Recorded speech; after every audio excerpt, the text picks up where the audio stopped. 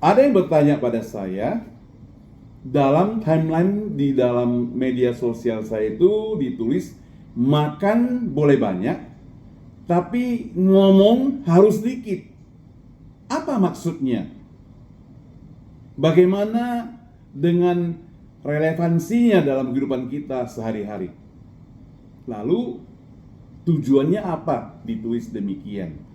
Karena yang bertanya lebih dari satu orang, maka saya coba menjawab melalui video singkat ini. Pertama, pernyataan makan boleh banyak, tapi ngomong harus dikit, yang merupakan nasihat dari nenek yang mengandung makna bahwa kita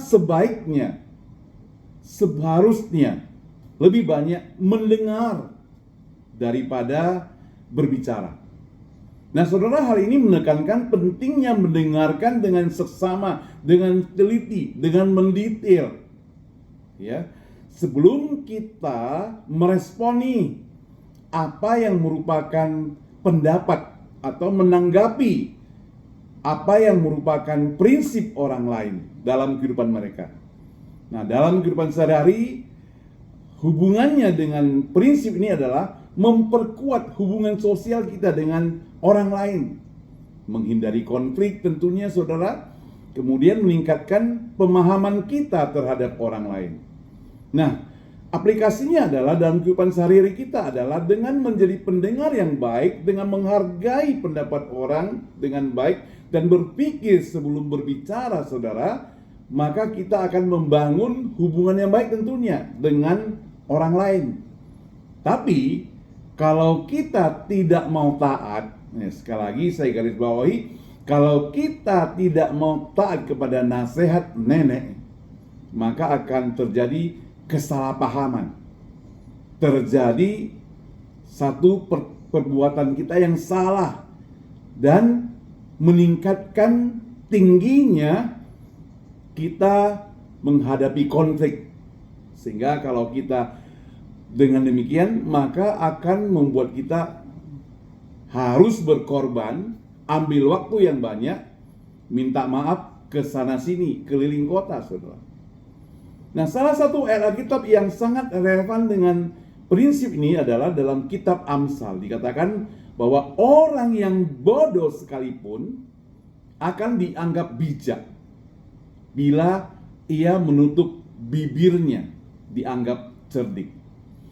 Ayat ini menekankan pentingnya berpikir sebelum bicara dan menunjukkan kebijaksanaan juga terletak dalam kemampuan mengendalikan ucapan, mengendalikan lidah. Memang saya tahu ngomong tidak perlu bayar, ngomong itu gratis, kritik itu gratis, apalagi menjelek-jelekkan itu gratis, tapi perlu berpikir dua kali. Hasilnya, saudara, tidak akan gratis. Engkau dan saya harus membayar dengan harga yang mahal. Nah, dengan menekankan prinsip ini dalam kehidupan kita, maka dapat memperbaiki kualitas komunikasi kita, memperkuat hubungan sosial, dan menghindari konflik yang tidak perlu dalam kehidupan sehari-hari kita. Nah, saudara, sebagai orang Kristen, sekali lagi, saya orang Kristen, saudara yang Kristen, berbicara dengan bijak sangat penting. Itu mencerminkan nilai-nilai iman kepercayaan kita dalam kasih Kristus. Nah, berikut ini sebagai penutup ada 3 poin penting dalam hal berbicara dengan bijak sebagai orang percaya. Sekali lagi, pertama, berbicaralah dengan kasih dan hormat. Ketika kita berbicara, maka kita penting menggunakan kata-kata yang penuh kasih, penuh hormat, penuh penghargaan. Hal ini mencakup menghindari perkataan yang menyakiti, menghina, menyinggung orang lain. Sebagai contoh dalam Efesus pasal 4 ayat 29 dikatakan, tidak ada perkataan kotor yang keluar dari mulutmu, melainkan yang baik untuk membangun sesuai dengan keperluan, supaya mengaruniakan kasih karunia kepada orang yang memasang telinga mendengarkannya. Yang kedua, harus menjadi pendengar yang baik sebelum kita berbicara, sebelum kita ngomong. Maka sangat penting, apalagi sebagai public figure, saudara, sangat penting untuk mendengarkan dengan seksama. Bila perlu nasihat, koreksi, teguran daripada orang lain dibandingkan hal yang terjadi sesudah Anda membicarakan baru dikoreksi. Itu sudah fatal. Dengan mendengarkan kita, maka kita akan memahami dari sudut pandang orang lain yang merespon dengan bijaksana. Yakobus 1 ayat 19 mengingatkan kita bahwa cepat, sekali lagi cepat mendengar, tapi lambat untuk berbicara dan lambat untuk marah. Ini nasihat yang baik, nasihat yang sangat bijaksana, dan nasihat yang sangat diperlukan dan menguntungkan bagi kita tentunya. Yang ketiga, yang terakhir, menggunakan kebijaksanaan. Saudara, berbicara dengan bijak juga berarti menggunakan kebijaksanaan dalam setiap ucapan kita. Bagaimana kata-kata yang bijaksana? Kata-kata yang bijaksana adalah kata-kata yang membangun, kata-kata yang tidak menyakiti, kata-kata yang tidak menghina, kata-kata yang tidak menyudutkan, kata-kata yang tidak menganggap remeh orang lain. Amsal 15 ayat 1 mengatakan, jawaban yang lembut meredakan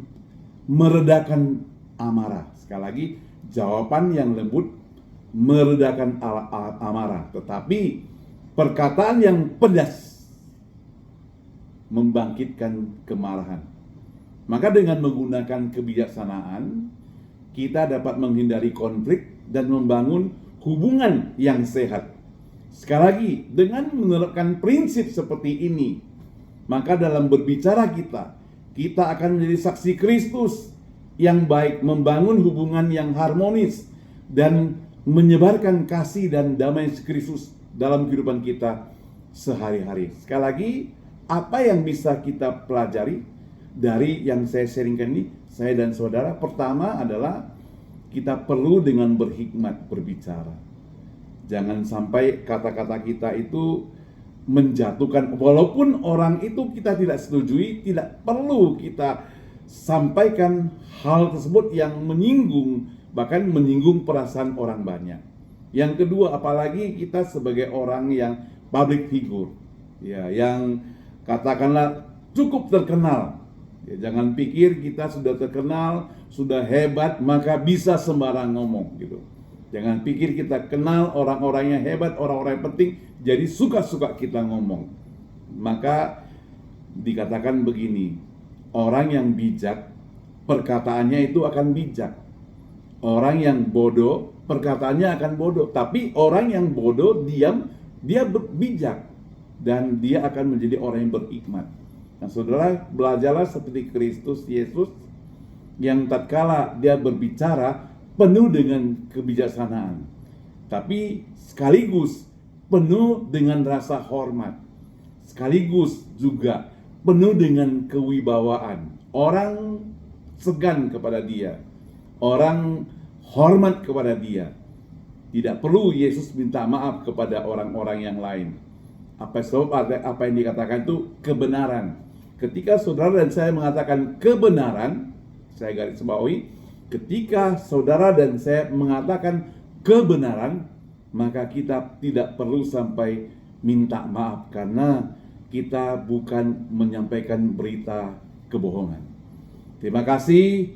Tuhan Yesus memberkati kita semuanya. Sampai ketemu